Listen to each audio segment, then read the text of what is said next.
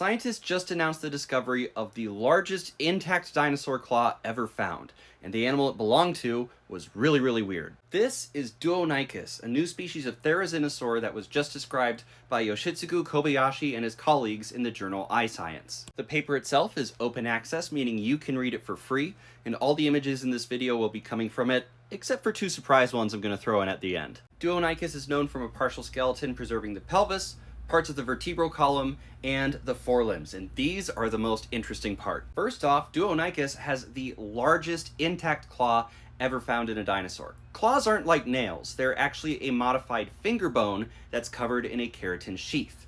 Normally the keratin sheath doesn't fossilize. However, one of Duonicus's fingers preserves the entire keratin sheath, and it's 40% longer than the underlying bone. This claw is a foot long. However, the most notable feature of Duonicus, the feature that gives it its name, is the fact that it only had two fingers. That little splint of bone right there, that's all that's left of the third finger. It is completely vestigial and wouldn't have even been visible in life. This makes Duonicus an extra weird member of an already weird group of dinosaurs, the therizinosaurs. These were a group of meat-eating dinosaurs that evolved to eat plants, but also had enormous Freddy Krueger claws on all three fingers. Now, the claws could have been used as defensive weapons like we see in Jurassic World Dominion.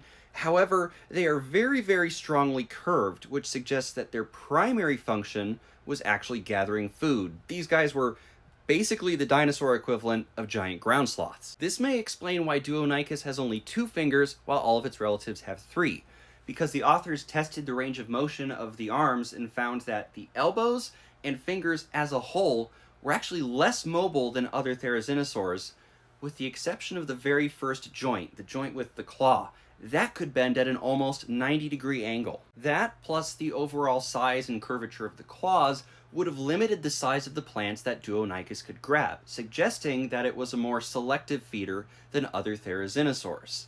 And this makes a lot of sense when you consider the fact that Duonicus actually shared its environment with three other therizinosaurs.